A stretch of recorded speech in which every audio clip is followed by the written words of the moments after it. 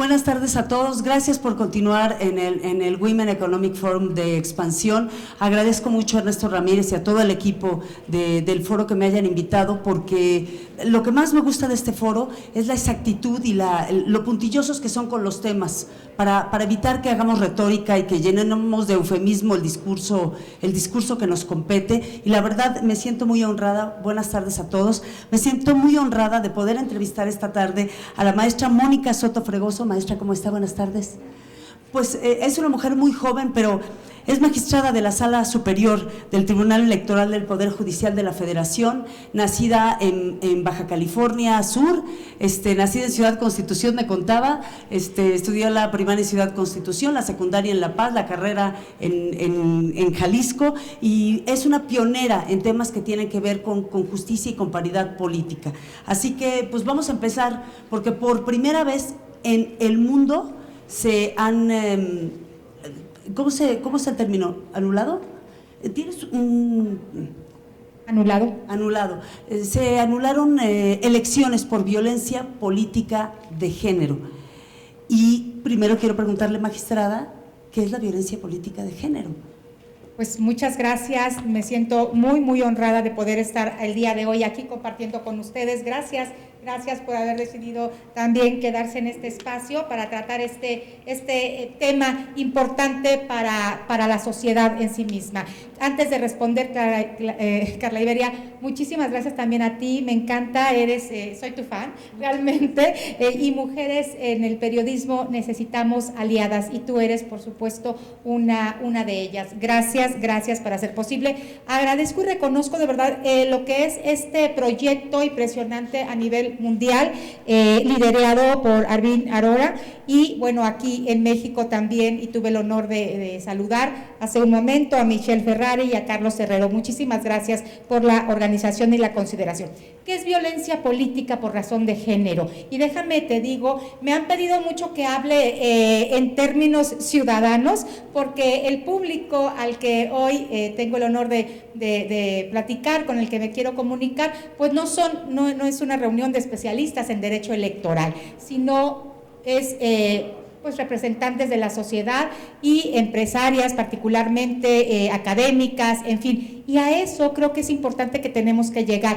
¿Qué es violencia política por razón de género? Esa, Carla Iberia, ha sido una de las grandes preguntas que nos hemos hecho las mujeres antes de llegar a que se conceptualizara en la ley.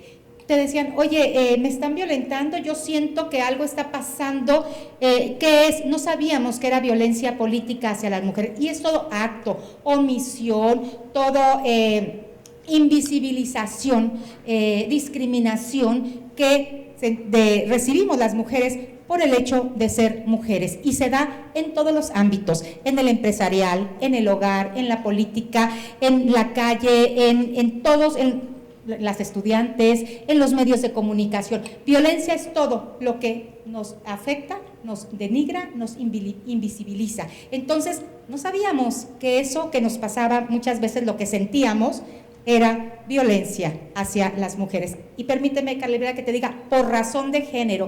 Es bien importante entender por qué tenemos que decir esto tan largo. Violencia política hacia las mujeres por razón de género. Porque el punto de diferencia es que es por el hecho de ser mujer. El odio, la dominación, el control que se ejerce en la política hacia las mujeres es porque son mujeres. Pero además eso que ustedes documentaron en el ámbito político se vive en el ámbito de la empresa, en el ámbito de los medios, en el ámbito, digamos, de las estructuras de poder.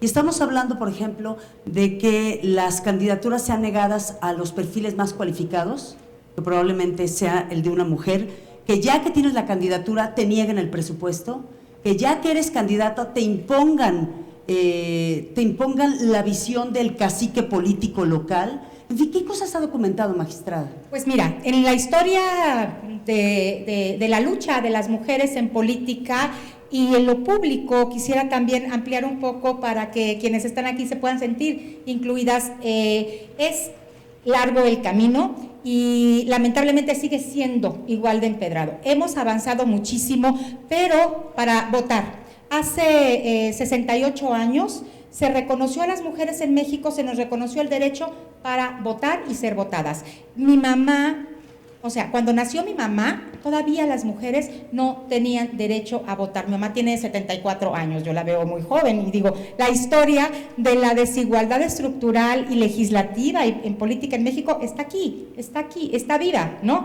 Ahora, avanzamos del voto, ya tenemos el voto, podemos votar y ser votadas. Después, fíjense, de 1953 hasta los 90 hubo como un impas. No pasaba nada, ahí estaba el derecho garantizado en la Constitución, pero no había más mujeres diputadas, más mujeres presidentas municipales, más mujeres gobernadoras.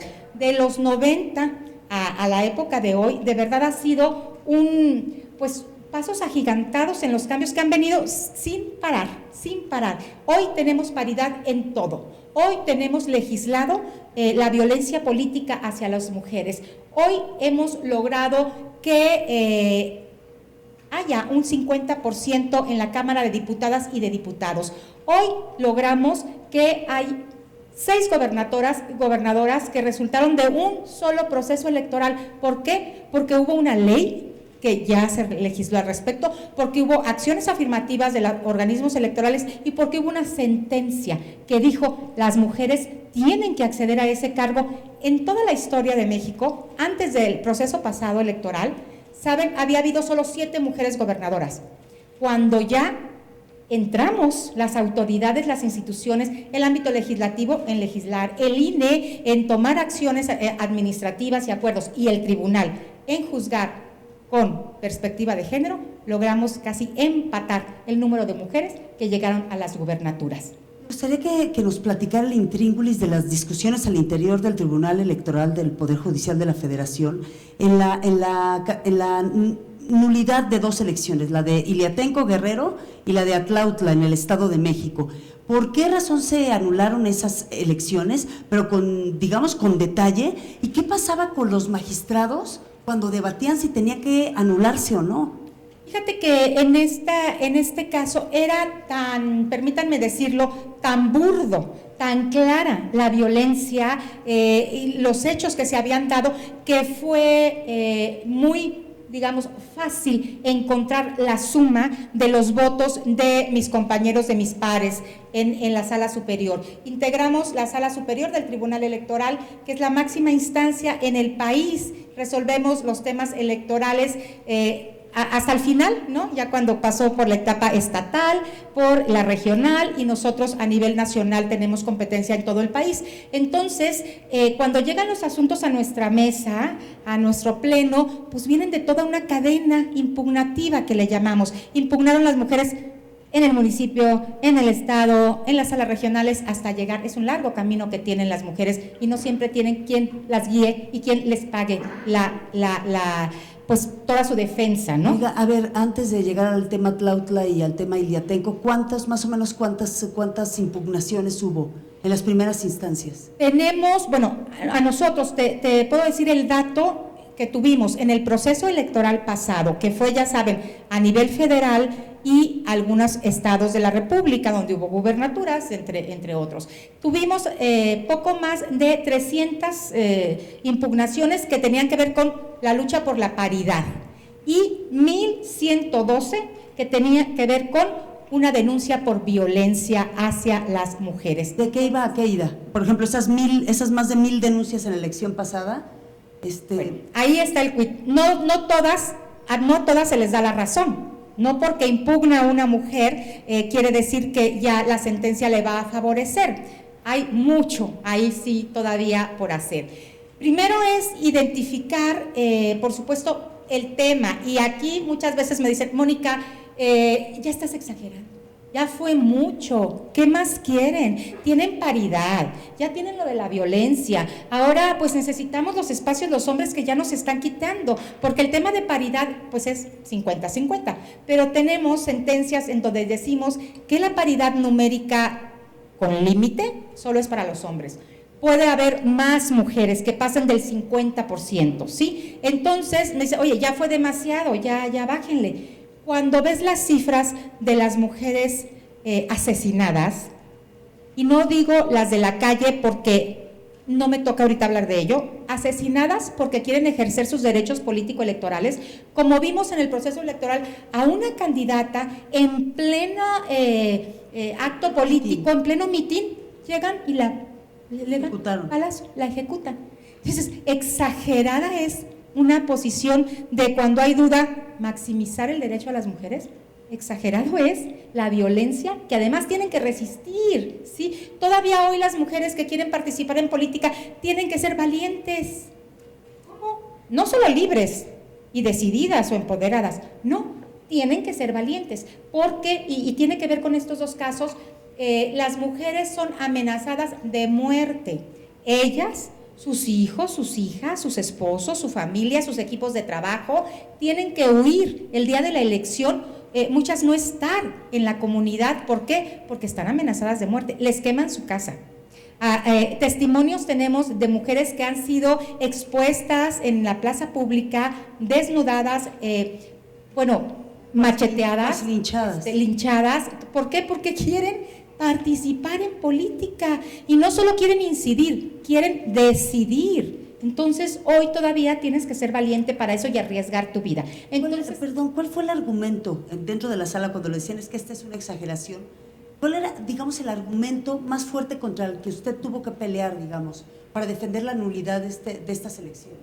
Mira, en estos dos casos yo quiero hacer un reconocimiento a mis pares. Les decía que somos 7 y 2 mujeres y 5 hombres. Y aquí tuvimos 6 votos a favor y 1 en contra porque consideraba que estaba fuera de tiempo la presentación de la impugnación y tenía que ver con un poco de interpretación, ¿sí? También impugnaban mujeres de la sociedad civil, que también es un papel muy importante. Los logros que hoy tenemos en la legislación y en las sentencias no pueden o no podrían haberse dado si no reconocemos el trabajo de las mujeres organizadas desde la sociedad civil, exigiendo, pero acompañando a las otras mujeres para que defiendan sus derechos. Entonces, aquí el tema fue prácticamente de una gran coincidencia. ¿Por qué? ¿Cuál es el caso de Iliatenco Guerrero? Que es muy parecido al otro. Entonces, no es la primera vez que se nos presentaba la exigencia de anular una elección por violencia hacia una mujer. Lo que pasa es que en la ley hay causales de nulidad de elección, o sea, son requisitos para poder anular una elección, y la violencia política de género no está en esos requisitos. Entonces, había que interpretar todo el marco normativo nacional e internacional para decir, estamos obligados a interpretar a favor de las mujeres. Hubo violencia tan grave que no hay de otra más que pararla anulando una elección, porque luego multas a los agresores y ellos pagan, les sale barato, ¿sí? Pero cuando ya los vas a subir a un registro de violentadores, que también tenemos por una sentencia, a ver, aquí está la lista de violentadores, ya no quieren. Entonces, vamos a anular tu elección. ¿Por qué? Porque hubo violencia. Entonces, ya consideramos que es una manera de parar la violencia a las mujeres en las elecciones. Aquí, ¿qué pasó? Es una comunidad que está en la sierra, en la montaña de Guerrero. Entonces, desde ahí te dicen, ¿la montaña de Guerrero? ¿Qué te imaginas? Pues, primero, accesibilidad, ¿no? No hay medios de comunicación, no hay caminos accesibles, ahí pasa todo y nadie se entera. Entonces, bueno, vamos viendo el contexto. Y estos son los pasos para juzgar con perspectiva de género. Y déjenme les digo, es muy diferente el resultado cuando vemos un expediente y lo vemos, como decimos las mujeres feministas, las que estamos en esta lucha, te pones los lentes morados, porque el morado es el color de la paridad, el color de las mujeres de la lucha, y entonces ves el expediente con visión de género. Cuando ves el expediente sin los lentes de género, sin esta perspectiva para juzgar, pues es muy práctico, por ejemplo, decir se desecha. No, este asunto no trae algún tema de que traiga una violación de la Constitución, entonces ni siquiera lo reviso.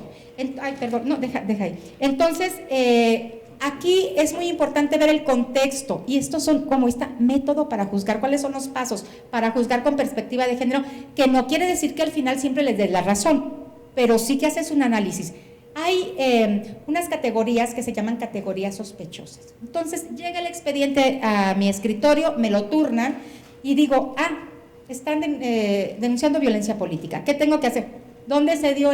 ¿Dónde se dio? ¿Qué pasaba? ¿Cuál es el contexto histórico de las mujeres ahí? ¿Económico de las mujeres ahí? ¿Cuál es el contexto? La montaña de Guerrero. Entonces las mujeres pues hace poco que votan, los usos y costumbres, los sistemas normativos internos, muchos de ellos todavía pues aceptan la venta de las mujeres, ¿no? Venden a las mujeres, todavía no las dejan participar en política, en fin. Entonces dijimos, a ver, este caso se da allá. ¿Qué está pasando? Hubo una pinta de 14 bardas en donde se decía textualmente, fuera la candidata. No voy a decir el nombre de ella por no revictimizarla. Ella ha dado entrevistas, pero es su derecho de hacerlo ella, si quiere. Yo por respeto a que no pedí su autorización para decir su nombre, no lo diré. Fuera la candidata. Aquí no gobiernan las viejas. Es tiempo de los hombres. Muera la candidata. No, o sea, era además una exhortación a la muerte. En este y en el otro fueron prácticamente igual. En el otro de Atlautla era a la mujer, pues la candidata es una prostituta, con otras palabras, ¿no? Entonces todo eso impacta no solo en la mujer, en su imagen, en su familia, ¿sí? Y pues ¿cuál empoderamiento vamos a desarrollar cuando estás con todo eso? ¿Qué pasó? Estas 14 bardas se pintaron muy cercana a la fecha de la elección, ¿sí? Ahora, estas bardas estaban camino a las casillas, entonces todo el que pasaba por ahí las veía. Entonces llegas a las casillas y justamente las casillas que estaban cerca de estas pintas fueron las casillas en donde esta candidata tuvo menos votos, ¿sí? Ahí es donde perdió.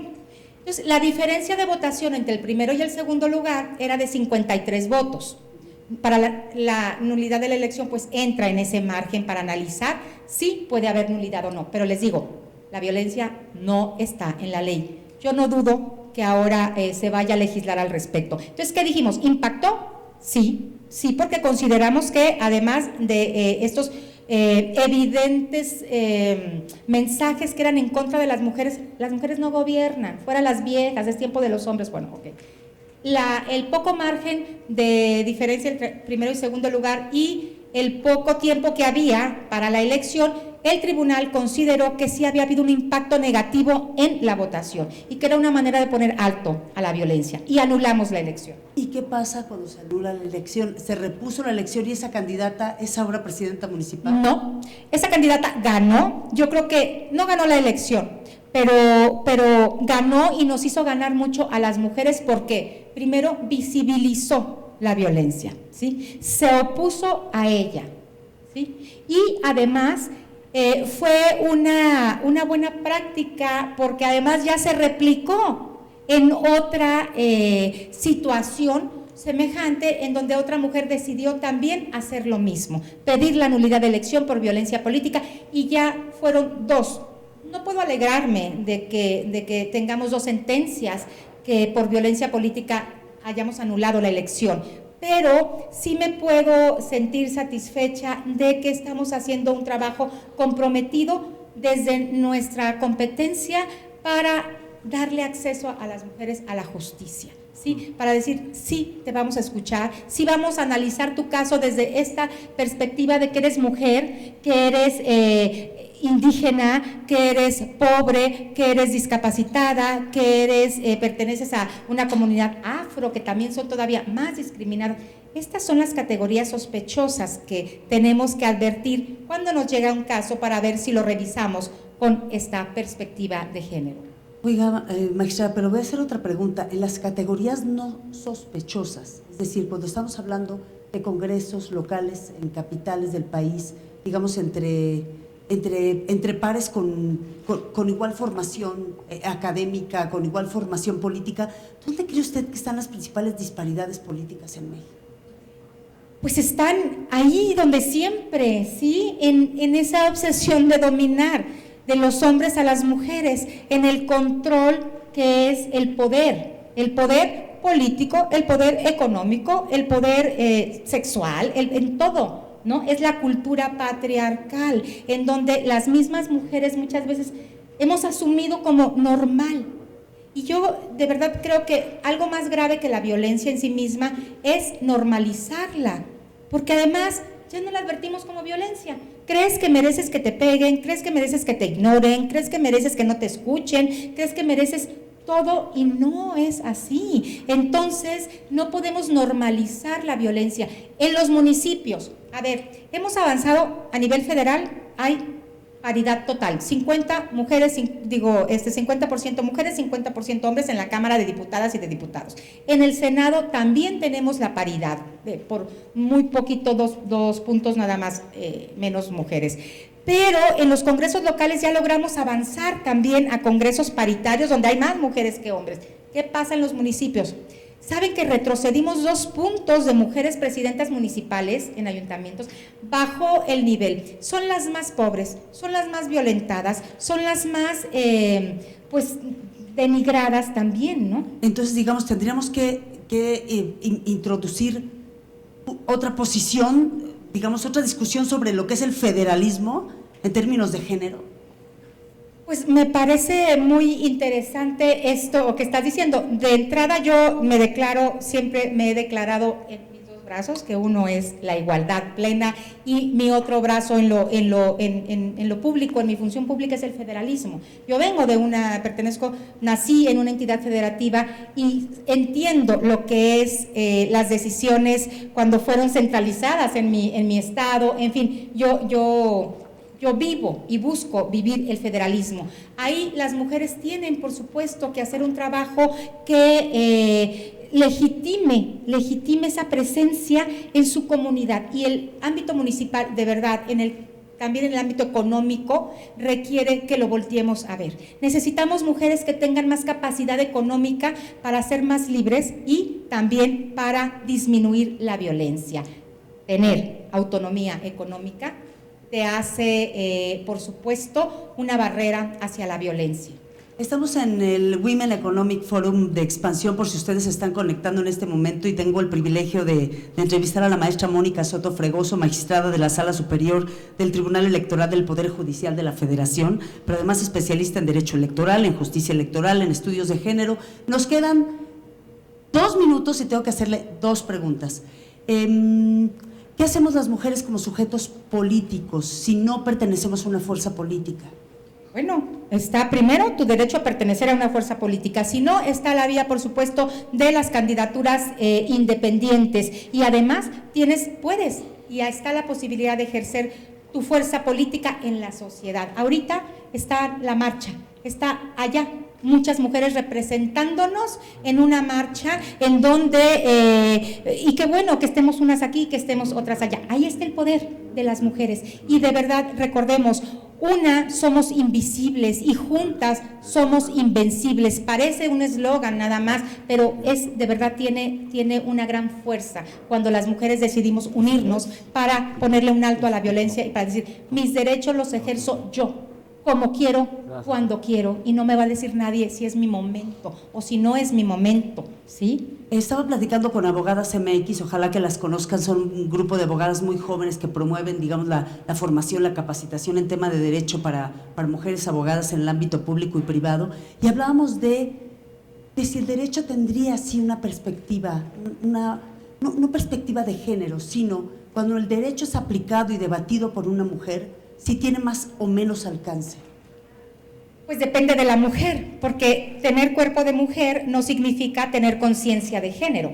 Y hay mujeres que no tienen una visión de lo que es la perspectiva de género en la vida, ¿no? Quien asume. Entonces, no es garantía, es otro gran reto que tenemos las mujeres de incidir y decidir y abrirle la puerta a otras, todas las que están aquí, las que estamos aquí. Este gran foro, pues por supuesto es un espacio para empoderar a otras mujeres. Y yo creo que yo me haría una pregunta que les haría a ustedes: ¿cuál es la huella que tú vas a dejar al mundo, a tu generación y tú a las mujeres que tienes en tu espacio? No vamos a cambiar el mundo todas, pero yo qué hago aquí sentada, yo no vengo a hablarles de mí, sino a rendir cuentas de qué estoy haciendo como mujer juzgadora, ¿sí? Y para que me juzguen cuando no estoy cumpliendo el pacto de sororidad, que es esta hermandad entre mujeres para no violentarnos. No tenemos que ser mejores amigas, solo no tenemos que estarnos metiendo el pie. Y por último,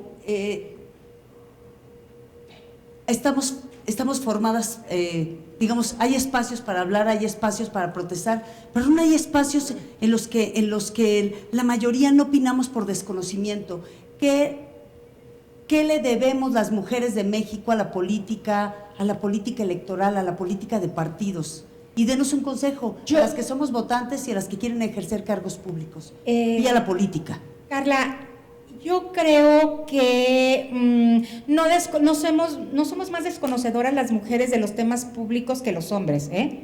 Yo creo que no lo podemos expresar o poner al servicio a desarrollar nuestros liderazgos y nuestros conocimientos porque están ahí las barreras. Y es cuando los hombres nos dicen, oye, ¿cómo quieres que ponga mujeres en los partidos si no hay? No, ¿dónde están? Cuando los partidos tienen más del 50% de mujeres en sus militancias, ¿no? Entonces lo que necesitamos es sí tomar el micrófono, levantar la voz, unirnos y decir, no quiero más de lo que me toca. Quisiera cerrar con esto, una frase de una sufragista, de Susan B. Anthony, que me parece a mí que encierra todo, me deja muda, ¿sí? Y es, los hombres, sus derechos y nada más. Las mujeres, sus derechos y nada menos. No tenemos que ceder nada, tenemos que ir por todo. Y ahí vamos, necesitamos estar unidas porque una le abre la puerta a la otra.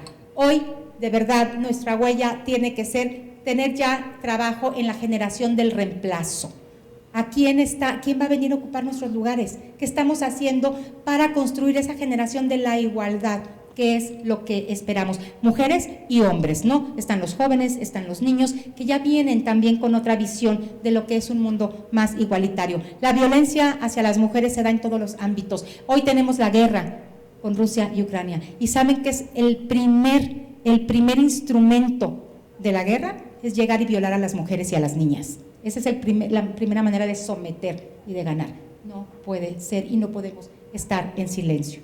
Maestra Mónica Soto, magistrada, muchísimas gracias. Nos quedaron muchas preguntas, pero escríbanlas y ojalá la puedan saludar fuera del panel. Gracias, buenas tardes. Muchísimas gracias por la oportunidad de escucharme.